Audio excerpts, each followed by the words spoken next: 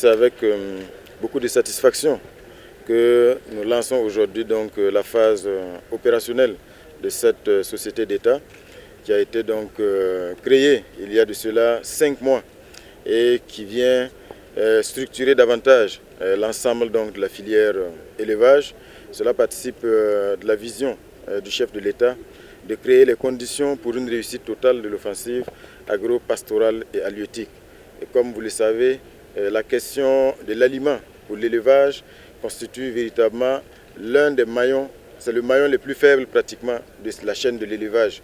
Si bien qu'aujourd'hui, il était donc indispensable de pouvoir donc disposer d'une structure comme celle-là, Fasogolgo, qui a vocation donc à mettre à la disposition des éleveurs sur l'ensemble du territoire, que ce soit donc les bovins, les ovins, la volaille, les poissons, des aliments de qualité et surtout à des prix qui sont étudiés.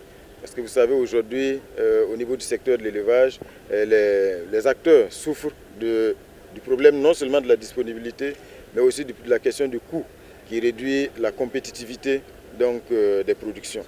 Si bien qu'aujourd'hui, l'objectif à travers Fasogolgo, c'est de mettre à disposition des éleveurs non seulement donc, de l'aliment en quantité, de qualité, mais aussi à des coûts vraiment accessibles. Ce qui va permettre donc de mieux structurer non seulement la filière, mais permettre aussi aux éleveurs d'accéder à ces aliments-là à des coûts acceptables qui permettent donc de garantir la rentabilité aussi de leur production.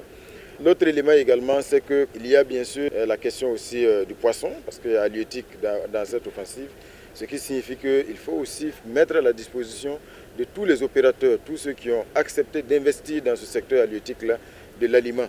Parce qu'aujourd'hui, l'aliment coûte cher et c'est ce qui freine également le développement de ce secteur-là. Si bien qu'en plus des lignes que nous avons pu voir, très bientôt, une nouvelle ligne va venir donc augmenter les capacités de la société Fasogolgo et permettre de produire de l'aliment pour poissons.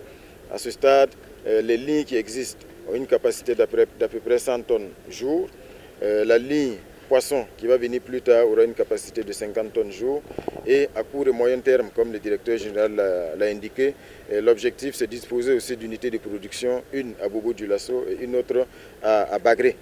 Donc c'est pour dire véritablement que c'est un maillon extrêmement stratégique qui devrait permettre de mieux accompagner, de mieux structurer la filière donc, de l'élevage dans son ensemble et permettre à tous ceux qui acceptent d'investir dans ce secteur-là de disposer de l'aliment de qualité, en quantité et à des coûts vraiment accessibles.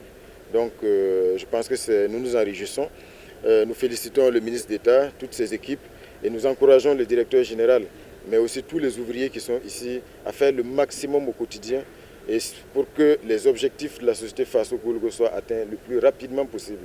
Donc c'est ce à quoi nous les engageons et nous allons rester bien sûr attentifs à l'évolution et aux résultats de cette société.